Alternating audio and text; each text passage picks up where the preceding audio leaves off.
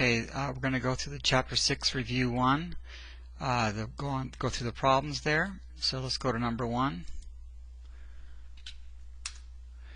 We're looking for what's going to be displayed by the following code. We have a nested loop here. This is the outside loop is going to go from here to here. That's the outside loop. And then you have the inner loop is going to go from here to here. This is outside the inner loop, but it's inside the outer loop. So we start with I and j. I is declared and initialized here to be 1, and then you go to this is a for loop, so you do that first, and then you go into the test. So this is the test right here. Is 1 less than or equal to 3? And yes, it is. So we go into the loop. So we go from here into the loop. We don't go to the third option. In this loop body, we have another loop. And so we're going to do what you do with the inner loop is you run the inner loop until it's done. You run the inner loop until it's done, and then you go back to the outer loop. So we're going to go here, and j is assigned whatever I is. Well, I is 1, so j is 1. Okay, so then is 1 less than 2, which it is, so we are going to jump into this loop. It says to print the value of j, and so j is 1, so we're going to print 1 right here. Here's the end of the loop, and we go back to 4, and we always go back to the back end when we finish a for loop. And so we're going to increase j by 1, and that becomes 2. And then you go and you test it to see, do I go in the loop again? And 2 is not less than 2, so we jump out of this loop. So we go past the loop and we go to here. Now remember, we're still part of this outer loop here, so we got to print a space. Now this problem actually is kind of silly, and you'll see in a second. So really it enters down to here, but there's nothing being printed. Here's the end of the loop, so we go back to the for statement. Now we're in the outer loop now, and so we're going to go here and increment I. I is incremented, and so it becomes 2.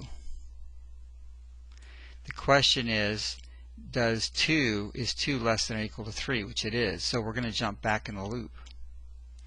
So now we're jumping into this loop again.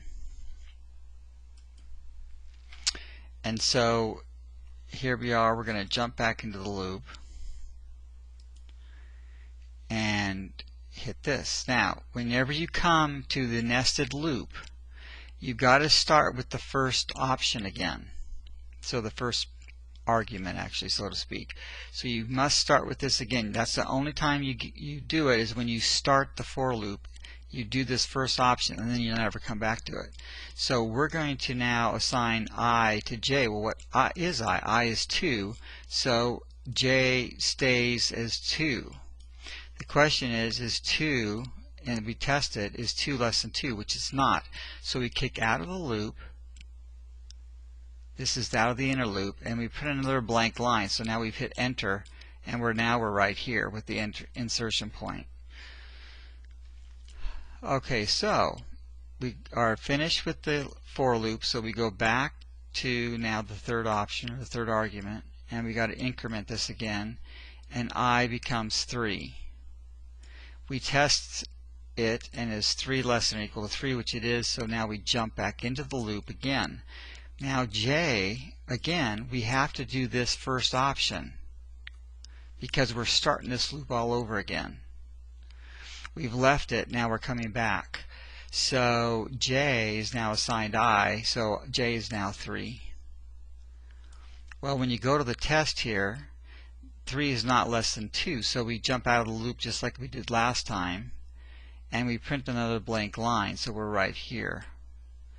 And so then we go back to the here, increment it I, and become 4. 4 is not less than or equal to 3, so we're on the outer loop. We go to the outside of that now. There's nothing left. So this is really kind of a silly problem. I should have done this a little bit differently. So all it's printing is 1. I should have had it do some more things. Okay, number 2, the value of x after the following code is run. Okay, sum is initialized to be 1 and x is initialized to be 1. So while 1 is less than or equal to 5, which that's what x is, then we're going to take the sum, which is 1, and we're going to multiply it times x, which is 1. And so we get that 1 and then we assign it to sum. And sum is already 1, so we just go on to the next line down and we increment x. Go to the next line down. It's the end of the while loop. We go back to while. X is less than or equal to 5, and x is 2. Therefore, that's true. So we go into the loop and we take sum, which is still 1, and x, which is now 2. And so 1 times 2 is 2, and that's assigned to sum. We go to the next line down, increment x. X is now 3. We're at the end of the loop. We go back to while. And 3 is less than or equal to 5, so we're going to go back to the loop again. So this x is controlling us whether we go into the loop or not. And so sum is 2, and x is 3, and 2 times 3 is 6. So the sum is 6. We go down to the next line, we increment x. End of the loop, go back to while. X is 4, we're still good. So we go back into the loop, and now the sum is 6 times 4, and that's 24. And so we go on to the next line down and increment. This becomes 5. Next line down, it's the end of the loop. Go back to while. 5 is still good. 5 is less than or equal to 5, so we jump back in the loop. The sum is now 24. So 24 and x is now 5, so we multiply those two and you get 120. Go to the next line down, increment again, we got 6. End of loop, go back to while, and 6 is now not less than or equal to 5, so now that while loop is done, so we kick out of the loop, we go past the loop. X now is going to be assigned to whatever the sum is, and the sum is 120, so x is now assigned 120. So the value of x after the code is run is 120.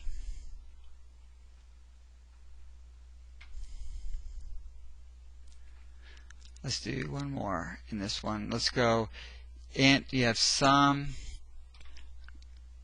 that is now 0, initialized to be 0. You got to do this line first, then you initialize x to be 1.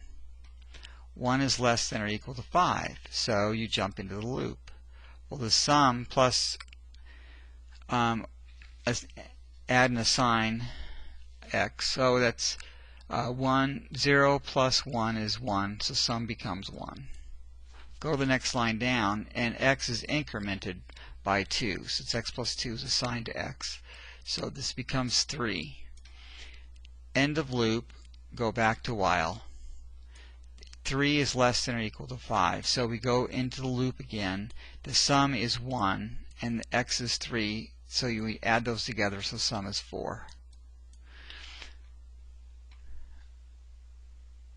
And then we're going to go to the next line down, increment this by 2, so now x is 5. We go here and end of the loop, we go back to while 5 is still less than or equal to 5, so we jump into the loop again, and the sum plus x is 9. Go to the next line down, we increment x and it becomes 7. Go to the next line down, it's the end of the loop, go back to while. Now 7 is not less than or equal to 5, so this test tells us to stop the loop. There's nothing past the loop, so we don't do anything else. So the value of x is 7. And I'll do the rest on another video.